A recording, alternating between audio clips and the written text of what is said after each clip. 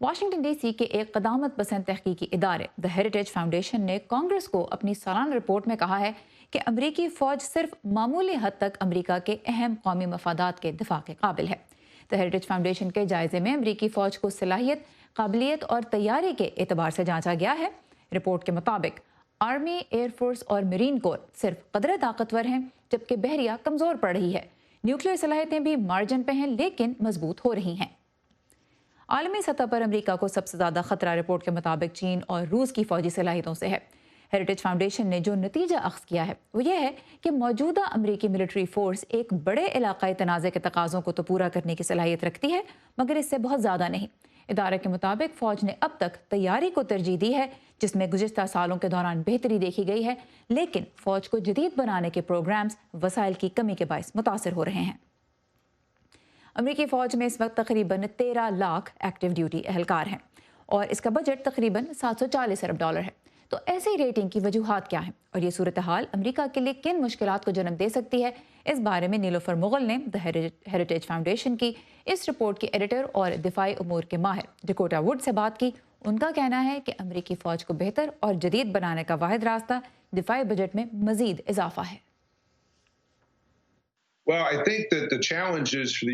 میں سمجھتا ہوں کہ امریکی فوج کو درپیش چیلنج حقیقت میں فنڈنگ کا ہے۔ اس بارے میں بہت کچھ لکھا گیا ہے کہ امریکی دفاعی بجٹ کتنا بڑا ہے، لیکن امریکہ دوسرے ممالک سے بہت مختلف ہے۔ ہمارے پوری دنیا میں افواج، دوست اور اتحادی ہیں۔ اگر آپ نے وہ فوجی ساز و سامان خریدا جو 1980 اور 1990 کی دہائی میں امریکہ کے پاس تھا، تو وہ سامان اب بہت پرانا ہو چکا ہے۔ ہم متعلقہ شعبوں میں ہونے والی تکنیکی جدتوں سے ہم قدم رہنے کے لیے اس سامان کی تبدیلی کے زمرے میں بڑے بل ادا کر رہے ہیں۔ لہٰذا وائٹ ہاؤس میں کوئی بھی انتظامیہ ہو یا کانگریس میں کسی بھی جماعت کی اکثریت ہو، بات لے دے کر پیسے پر ہی آ جاتی ہے۔ فوجی ساز و سامان کے اخراجات مہنگائی بڑھنے کی شرح سے بہت زیادہ بڑھ چکے ہیں۔ ایک اوسط ہوائی جہاز یا بحری جہاز افراط زر کی شرح سے 5 گنا زیادہ مہنگا ہے۔ لہٰذا اگر امریکی دفاعی بجٹ میں افراط زر کی شرح کو مد نظر رکھا جاتا ہے تو بھی ہمارے خریدنے کی طاقت کم سے کم ہوتی جا رہی ہے۔ لہٰذا ہمیں واقعی فنڈز میں اضافے کی ضرورت ہے۔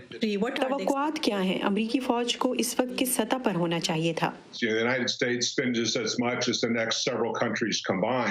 امریکہ کے دفاعی اخراجات اس سے نیچے کے کئی ممالک کے کل اخراجات کے برابر ہیں، لیکن اس میں جس بات کو مد نظر نہیں رکھا جاتا وہ یہ ہے کہ امریکہ میں چیزیں تیار کرنے میں زیادہ لاگت آتی ہے، کیونکہ یہاں معیار زندگی بلند ہے۔ لہٰذا اگر آپ ہمارے جوان مردوں اور خواتین سے ہنرمندی کا مقابلہ کرنے جا رہے ہیں تو آپ کو انہیں زیادہ اجرت ادا کرنی ہوگی۔ اس سے لاگت بڑھتی ہے۔ یہ بھی ہے کہ امریکہ دنیا کے ایسے حصوں میں اپنی فوجی صلاحیتیں دکھانا چاہتا ہے جو اس سے دور ہیں، جبکہ چین یا روس جیسے حریف کی افواج ان کے ملکوں کے قریب ہی ہیں۔ جاپان یا جرمنی جیسے ممالک کے لیے بھی ایسا ہی ہے۔ لہٰذا امریکہ کو وہی کرنا ہے جو اسے کرنے کی ضرورت ہے۔ اسے چھوٹی سی تعداد میں فوجی طاقت حاصل کرنے کے لیے بھی بہت زیادہ رقم خرچ کرنا پڑتی ہے۔